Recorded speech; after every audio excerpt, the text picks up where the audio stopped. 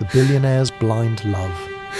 The shocking secrets his new wife hid from him. The crystal vase shattered against the marble floor, fragments scattering like tears across the pristine white surface. 7-year-old Michael stood frozen in the doorway of his father's study, his small hands trembling, watching the water spread across the expensive rug. The roses he'd picked from the garden, the ones he wanted to give his new stepmother for her birthday, lay among the broken glass like casualties of war. "You clumsy little brat," Eva's voice cut through the afternoon silence like a blade. Her manicured fingers wrapped around Michael's thin arm, nails digging into his flesh. "Do you have any idea how much that vase cost? More than your pathetic allowance for a year." Michael's lip quivered, tears pooling in his brown eyes that looked so much like his late mother's. "I'm sorry," he whispered, his voice barely audible. "I just wanted to surprise you. I thought you'd like the flowers. Like them." Eva's laugh was cold, devoid of any warmth. She leaned down, her face inches from his, her breath hot against his cheek. "You're nothing but trouble, you and that crying little sister of yours. I don't know why your father thought bringing you two into my life was a good idea." Hidden behind the tall oak bookshelf, disguised in the maintenance uniform he'd borrowed from the staff quarters, David Davidson felt his heart shatter into as many pieces as that crystal vase. His hands clenched into fists, every muscle in his body tensing as he watched the woman he'd married 6 months ago, the woman he'd trusted with his most precious treasures, brutalize his son with words sharper than any weapon. This was the woman he'd fallen for. This was the woman he'd believed would heal his children's broken hearts. How spectacularly blind he'd been. Before we dive into this story, please like, share, and subscribe for more. 6 months earlier, David had stood in this very study, surrounded by the ghosts of his former life. Photographs lined the mahogany shelves. His wedding day, the birth of his children, family vacations on private islands. But the centerpiece was always the same. Margaret, his first wife, her smile radiant even as illness had begun to claim her. Cancer had taken her 18 months ago, and with her went the light in this mansion, the warmth that had made 10,000 square feet feel like home.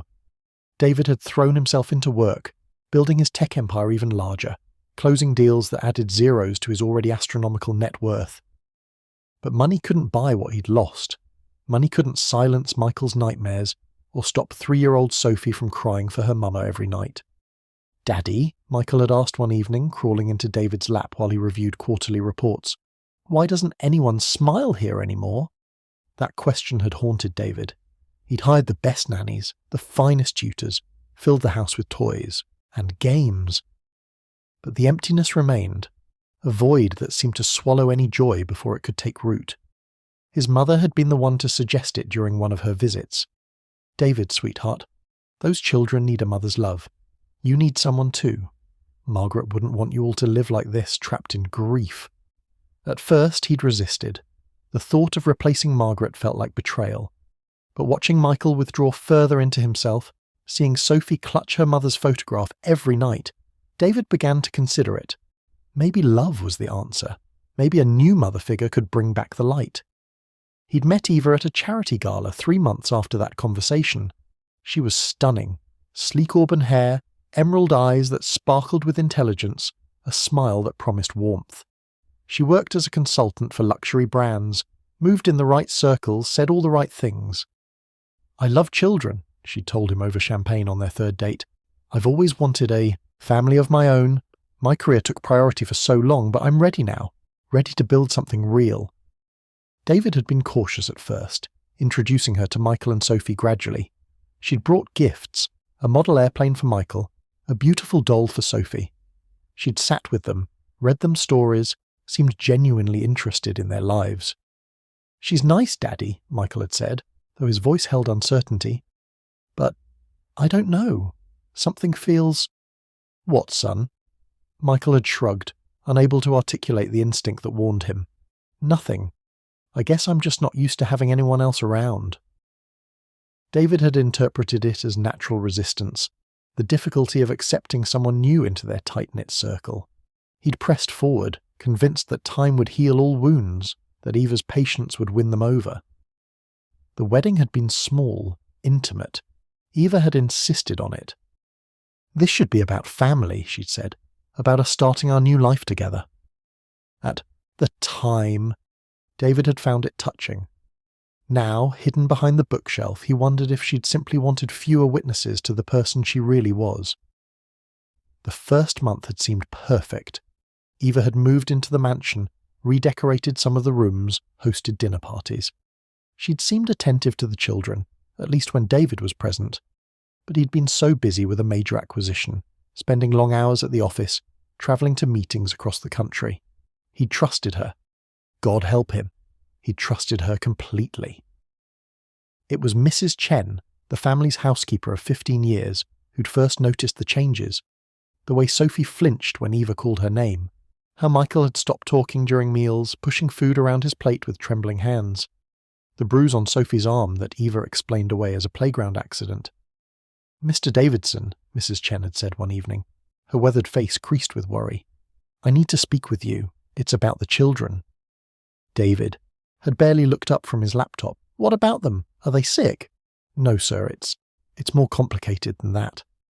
She twisted her hands together, clearly uncomfortable. "I think Mrs. Davidson, she's not kind to them when you're not here." David had felt a flash of irritation. Eva had been nothing but wonderful.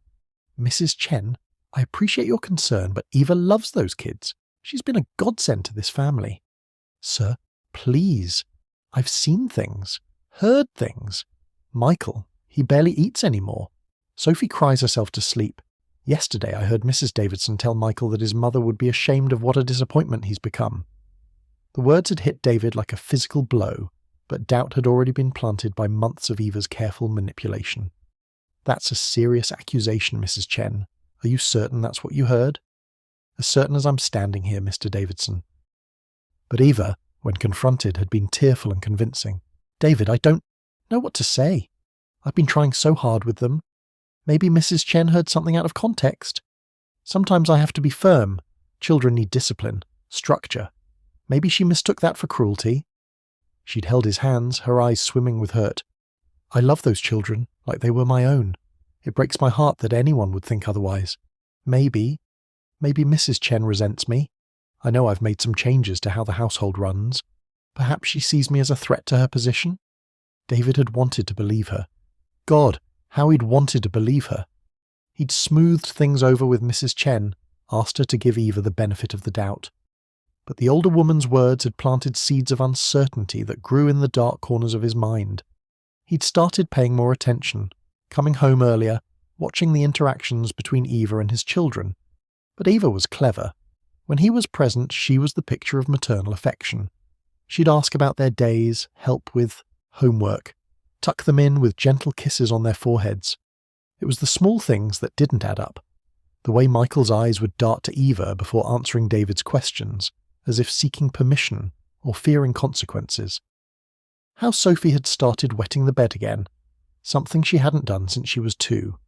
The expensive toys Eva bought them that the children never played with, as if they were props in a performance rather than genuine gifts. 3 days ago, Mrs. Chen had approached him again, this time with desperation etched into every line of her face. "Mr. Davidson, I'm begging you. Please, you have to see the truth. Your children are suffering. I've been with this family since before Michael was born. I would never lie to you about something this serious." Her hands had shaken as she'd pulled out her phone. "I took this yesterday. I'm sorry, sir, but I had to document it. For the children's sake." The video had been damning. Eva, her face twisted with contempt, dragging Michael by his arm down the hallway. "Your father may think you're special, but you're nothing. A pathetic little boy who can't do anything right. No wonder your mother left you." "She didn't leave," Michael's small voice had protested, breaking with emotion. "She died. She got sick and died. Same difference. She's gone and you're stuck here, making everyone miserable with your existence." David had watched the video 3 times, each viewing more devastating than the last. His hands had trembled, rage and heartbreak warring within him. But even then, a part of him had struggled to reconcile this monster with the woman who'd shared his bed, who'd whispered words of love, who'd seemed so genuine. "I need to see it for myself," he'd told Mrs. Chen. "I need to catch her in the act. Otherwise she'll just deny it, twist it somehow. Mrs. Chen had nodded, understanding.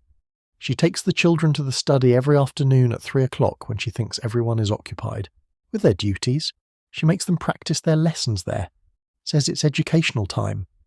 Which is how David found himself hidden behind the bookshelf in his own study, dressed in a maintenance uniform, watching through the gap as his worst nightmares manifested before his eyes. After the vase incident, Eva had gripped Michael's chin roughly, forcing him to look at her. "You're going to clean this up, every single piece, and if you cut yourself, don't come crying to me. Then you're going to practice your piano for 3 hours. 3 hours, Michael, and if I hear one mistake, we'll start the clock over." "But I have homework," Michael started. "I don't care about your homework." Eva's voice rose to a shriek. "You'll do what I tell you to do when I tell you to do it. Do you understand?" Michael nodded, tears streaming down his cheeks, and wiped those pathetic tears. "Your father thinks you're so special, so smart. If he could see what a weak, snivelling little coward you really are." "I'm not a coward," Michael said, his voice stronger than David had heard in months. "My mum used to say I was brave." Eva's slap echoed through the study. Michael's head snapped to the side, a red handprint blooming on his pale cheek. David had seen enough. More than enough. He stepped out from behind the bookshelf, ripping off the cap that had helped disguise him. His voice, when he spoke, was deadly quiet. "Get your hands off my son." Eva whirled around, her face cycling through shock, fear, and then rapidly settling on a mask of innocent confusion. "David, I didn't hear you come in. Michael and I were just...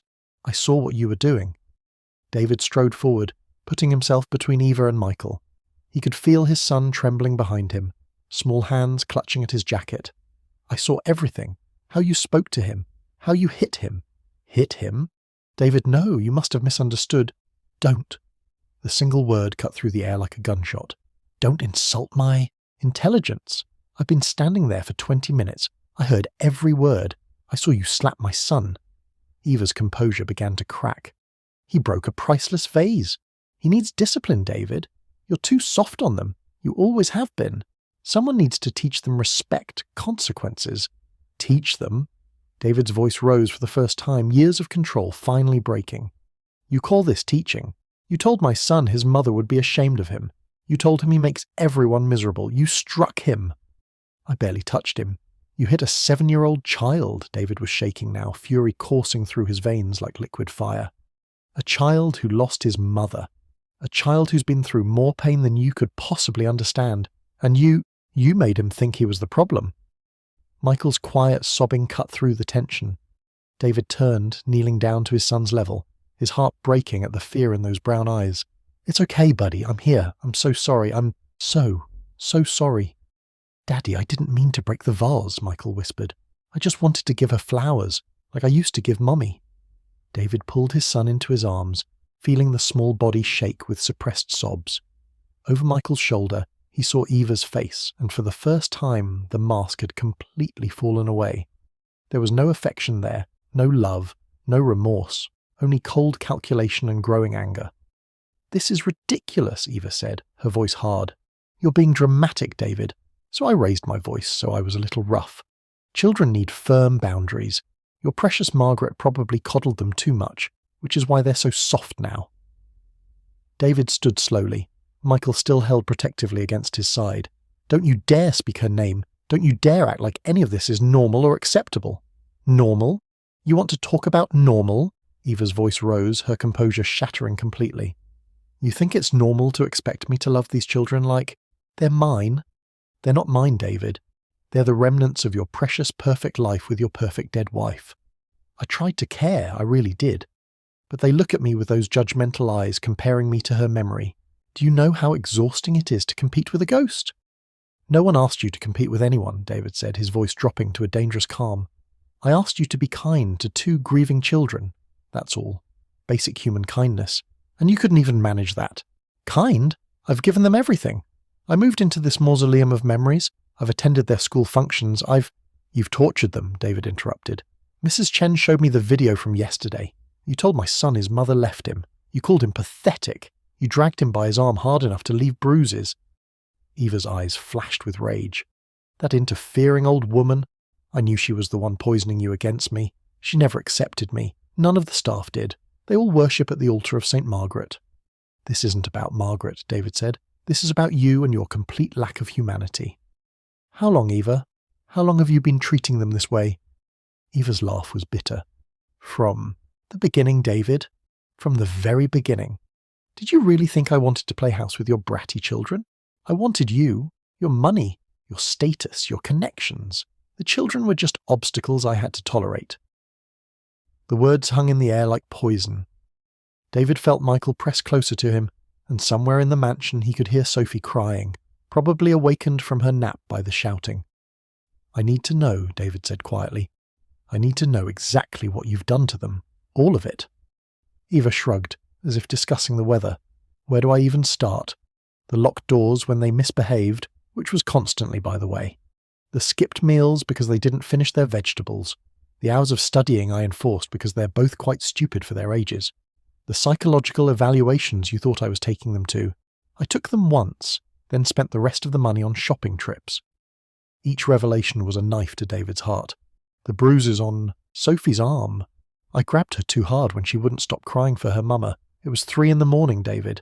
I needed my beauty sleep and that child was screaming like a banshee. She's 3 years old, David said, his voice breaking. She's a baby who misses her mother. She's an inconvenience, Eva snapped. They both are.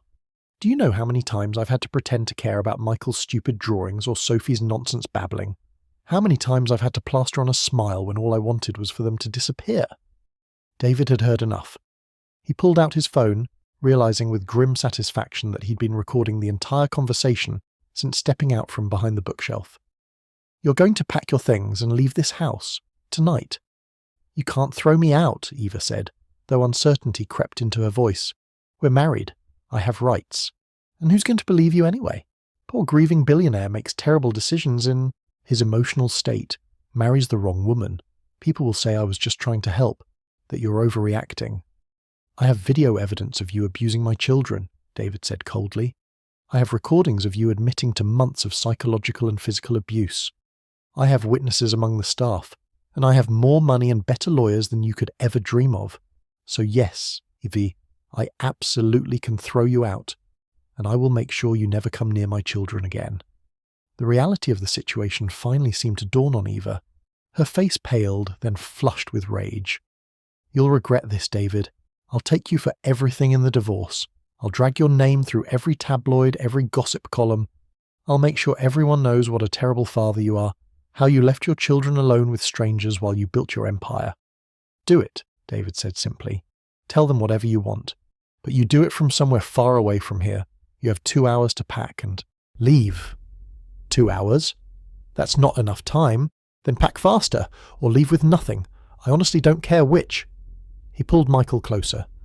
Mrs. Chen will escort you to the master bedroom and supervise your packing. You're not to go near the children's rooms. You're not to speak to them. You're not to even look at them. Do you understand? Eva's eyes blazed with hatred. They're not worth it, you know. Those broken little brats. You're throwing away what we could have had together for... Get out. David's voice was final, absolute. Get out of my sight before I forget I'm a civilized man. Eva stormed toward the door, then turned back one last time. You'll never replace her, you know. Margaret. No matter how hard you try, you'll never fill that void, and those children will grow up just as broken as they are now, maybe more so. Perhaps, David said quietly, but at least they'll grow up knowing their father protected them, that he chose them, that he loved them more than his own pride or comfort or the fear of being alone. After Eva left, David sank to his knees on the floor amid the broken glass and crushed flowers. Michael immediately wrapped his thin arms around his father's neck. I'm sorry, Daddy, Michael whispered. I'm sorry I made you sad. No, buddy, no. David held his son tight, feeling tears finally break free.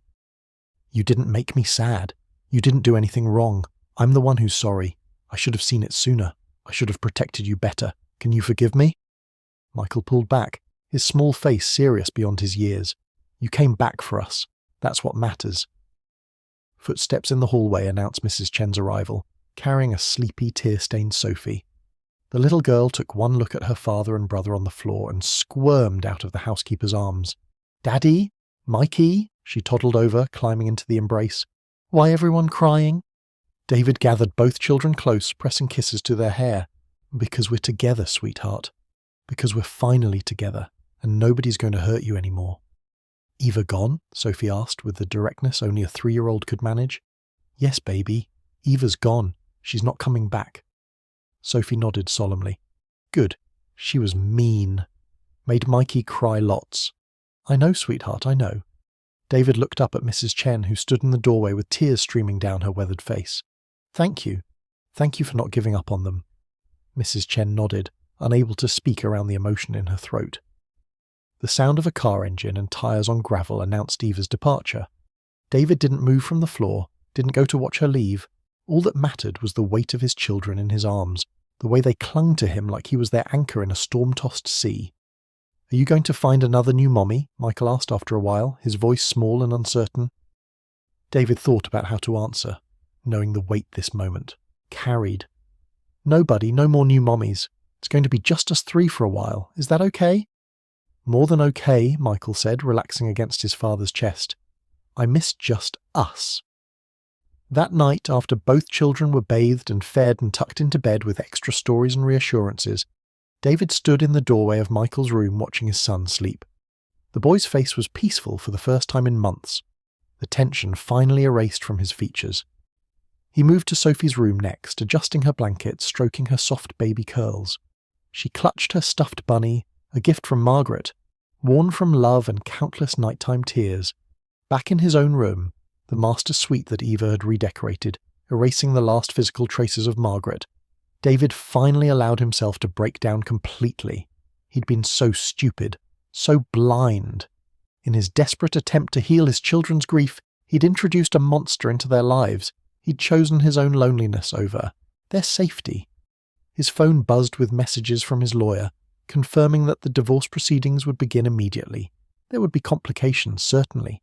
Ava would fight, would try to damage him publicly. But David had resources, evidence, and most importantly, he had the truth. The next few weeks were difficult. There were therapy sessions, for the children individually and for the family together. There were nightmares, setbacks, moments when Sophie would wake screaming, or when Michael would flinch at sudden movements. The damage Eva had done ran deep, invisible scars that would take time and patience to heal. But there were also victories. The first time Michael laughed, really laughed, at one of David's terrible jokes. The morning Sophie climbed into bed with both her father and brother, announcing that she'd slept all night without bad dreams. The afternoon they spent in the garden together, planting new flowers where the roses had been. David cut back his work, hours dramatically, promoting trusted executives and delegating responsibilities. He attended every school function, every parent-teacher conference, every soccer practice and dance class. He cooked dinners with the children, terrible, messy dinners that usually ended with pizza deliveries but filled with laughter and love. Mrs. Chen remained with the family, her role expanding to something more like grandmother than housekeeper. She'd been there through it all, Margaret's illness, the dark days after her death, Eva's brief and terrible reign, and now this new chapter of healing. 3 months after Eva's departure, David found Michael sitting in the study, the very room where everything had come to a head. The boy was no longer afraid of this space. David had made sure of that by turning it into a homework room, filling it with new, happy memories. "Hey buddy, what you thinking about?" Michael looked up from the model airplane he was assembling. "I was thinking about Mom. The real one." "Yeah? What about her?" "I was thinking she would be proud of you, for what you did, for choosing us." David sat down beside his son, slinging an arm around his shoulders. "You think so?" "I know so. She used to tell me that the most important thing in life was protecting the people you love. That's what you did, Dad. You protected us." "I should have done it sooner," David said, the guilt still a heavy weight. "I should have seen." "But you did see," Michael interrupted with wisdom beyond his years. "When it mattered most, you saw the truth, and you chose us. That's what matters." David pulled his son close, breathing in the scent of child shampoo and model airplane glue. "I will always choose you, Michael, you and Sophie. Always. That's a promise." "I know, Dad. I believe you." And in that moment, in that room where so much pain had occurred, David felt something he hadn't felt in almost 2 years. He felt peace. The road ahead would be long, the healing incomplete, but they were together. They were safe. They were choosing each other every single day. That evening, as David tucked both children into Michael's bed, they'd been sleeping in the same room since Eva left, finding comfort in each other's presence. Sophie looked up at him with her mother's eyes. "Daddy, we don't need another mommy, right? Just us three? Just us three, Princess. We're enough. We're more than enough." "Good," she yawned, snuggling against her brother, "'cause I already got the best daddy in the whole wide world." As David turned out the light and closed the door, he could hear them whispering to each other, their voices soft and secure. He stood in the hallway for a moment, listening to the sound of his children feeling safe in their own home again.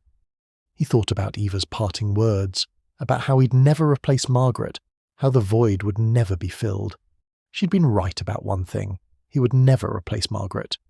But she'd been wrong about everything else. The void didn't need to be filled with a replacement. It needed to be honoured, treasured, and gradually transformed into something new. Not better or worse than before, just different. A new family dynamic built on the foundation Margaret had helped create, one of love, trust, and unwavering protection of those who mattered most. David walked downstairs to his study, sat at his desk and pulled out his laptop. He began typing an email to his executive board, outlining further changes to his schedule, new priorities, a restructuring that would allow him to be present for his children in ways he'd failed to be during Eva's time in their lives. Outside the window, the moon illuminated the garden where new flowers had begun to bloom, replanted by 3 pairs of hands, watered with tears of both sorrow and hope, growing in soil that had known both death and renewal. In his blind pursuit of love, David had nearly destroyed what mattered most, but in facing the truth, in choosing his children over pride or comfort or the fear of being alone, he'd found something more valuable than any fortune he'd amassed. He'd found his way home, and this time he would never lose sight of what truly mattered again. Thanks for watching. Please like, share, subscribe and comment where you are watching from.